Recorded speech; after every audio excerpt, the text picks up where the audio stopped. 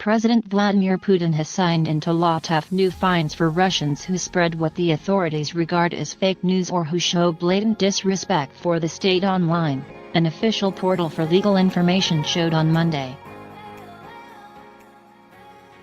Critics have warned that the legislation could create a mechanism for state censorship, but lawmakers say the new measures are needed to combat false news reports and abusive online comments. The legislation grants authorities the power to block websites if they fail to comply with requests to remove information that the state deems to be factually inaccurate. Under the new law, individuals can be fined up to 400,000 rubles, $6,100, for circulating false information online that leads to a mass violation of public order. People who show blatant disrespect online for the state, the authorities, the public, the Russian flag or the constitution can be fined up to 100,000 rubles under the new legislation. Repeat offenders can be jailed for up to 15 days. Reporting by Tom Bonforth, editing by Andrew Osborne. The new laws came on the same day as Mr. Putin visited Crimea to mark the 5th anniversary of the peninsula's annexation from Ukraine.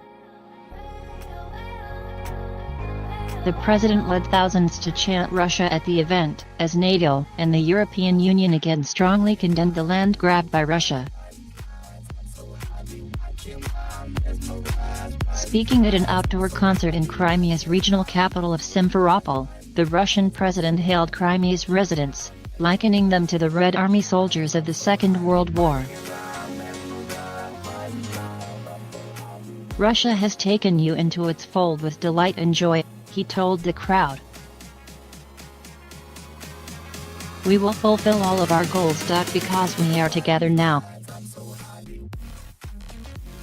He began his trip by attending the launch of new power plants in Crimea, part of Moscow's efforts to upgrade the region's infrastructure.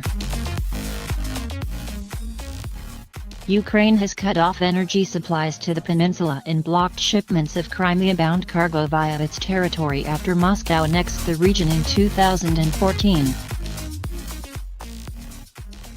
The situation has changed radically, Mr. Putin said, adding that the new power facilities will fully cover Crimea's energy needs. Russia's modernization effort for Crimea has included building an 11.8-mile bridge that opened last year across the Kerch Strait, which links the Black Sea and the Sea of Azov. The $3.6 billion, £2.7 billion project gave Crimea a land link to Russia. Previously, a ferry crossing that was often interrupted by gales served as the only connection. Mr. Putin claims Russia reintegrated Crimea after the removal of Ukraine's former pro-Russian president in 2014 to protect ethnic Russians who made up the majority of Crimea's population from Ukrainian nationalists. The Kremlin was also worried that a new Ukrainian government could annul Russia's lease on its key Black Sea Navy base in Crimea and welcome NATO there instead.